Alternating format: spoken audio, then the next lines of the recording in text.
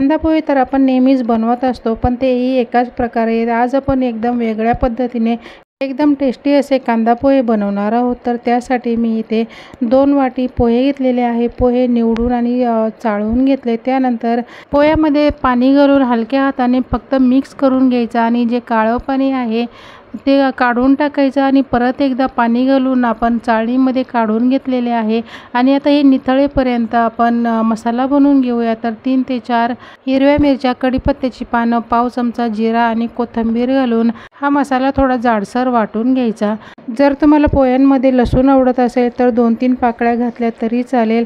हिरव्या मिरच्या ह्या आपल्या आवडीप्रमाणे घ्यायचा आहे। तर आता पोह्यांसाठी मी 1 कांदा वापरलेला आहे मीडियम साईजचा। तर आता हा आपल्याला पातळ बारीक कापून घ्यायचा आहे। तर चला आता हा कांदा आपण कापून घेऊया। कांदा कापून होईपर्यंत एक साईडला मी कढई गरम करायला ठेवलेली आहे। तर कांदा आपला इथे कापून झालेला आहे। तर चला आता आपण पोहे बनवायला सुरुवात करूया। त्या अगोदर आपल्याला पोहे कसे भिजले ते दाखवते मी तुम्हाला। जास्त हे पोहे धुतल्यानंतर जास्त सुकवायचे नाही आणि हे थोडेसे ओलसर असले तर पोहे एकदम नरम बनतात आणि जास्त वेळ राहिले तरी वातड बनणार नाही। तर चला आता आपण हे बनवायला सुरुवात करूया। कढई चांगली गरम झालेली आहे। आता यामध्ये 2 ते 2.5 चमचे तेल घालून घेतले। तेल गरम झालं की आता आपल्याला थोडेसे शेंगदाणे आपण फ्राय करून घेऊया। तर शेंगदाणे फ्राय करताना गॅसची फ्लेम एकदम कमी करायची, त्यामुळे शेंगदाणे एकदम खरपूस भाजले जातात आणि करपत नाही।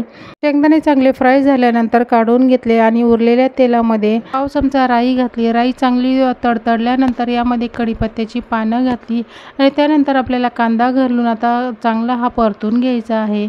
तर चला आता आपण हा कांदा चांगला ट्रान्सपरंट होईपर्यंत परतून घ्यायचा, कच्चा ठेवायचा नाही, त्यामुळे आपण खाताना आपल्या दाताखाली कचकच असा लागतो। तर चला आता हा कांदा आपला चांगला परतून घेऊया। तर कांदा आपला चांगला परतून झालेला आहे। आता यामध्ये जो मसाला वाटून घेतला होता तो घालून घ्यायचा। हिरवा मसाला घातल्यानंतर आपण लगेच फोडणीमध्ये हळद घालून घेऊया। तर आता हळद घालून झाली। आता हे आपल्याला चांगलं अर्धा मिनिटासाठी मिक्स करून घ्यायचं आहे, कारण आपण हिरवी मिरची वाटलेली आहे तर ती मिरची आपली चांगली परतली गेली पाहिजे, म्हणून आपल्याला हा मसाला चांगला परतून घ्यायचा। तर मसाला परतून झाला। आता यामध्ये आपण पोहे घालून घेऊया। तर बघू शकता पोहे आपले एकदम छानपैकी भिजले गेलेले आहे। आता यामध्ये चवीनुसार मीठ घालून घेऊया।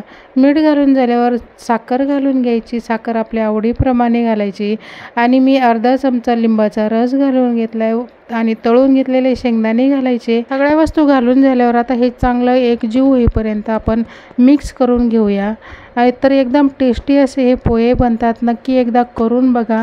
एकदा जरी तुम्ही असे पोहे बनवले तर तुम्ही बार आपण साधे कांदा पोहे बनवतो तसे बिलकुल बनवणार नाही। तर असेच बनवून खाले एकदम टेस्टी असे हे पोहे बनतात। तर आता आपले हे चांगले पोहे मिक्स करून झालेले आहे। तर आता यावर आपण झाकण ठेवूया आणि अर्धा मिनिटासाठी एक वाफ काढून घेऊया, म्हणजे पोह्यांमध्ये मसाला चांगला लागला जाईल। तर अर्धा मिनिटानंतर आपण झाकण काढून घेतलेलं आहे। झाकण काढल्यानंतर पोहे आपण पुन्हा मिक्स करून घेऊया। तर आपले हे पोहे खाण्यासाठी तयार झालेले आहे। आता यावर आपण कोथिंबीर घालूया।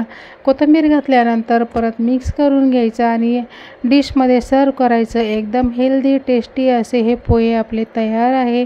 तर नक्की करून बघा। व्हिडिओ आवडला तर लाईक करा, शेअर करा। तर एकदम मोकळे सुटसुटीत असे पोहे तयार झालेले आहे। तर नक्की अशा पद्धतीने करून बघा। तर चला आता आपण हे सर्व करूया।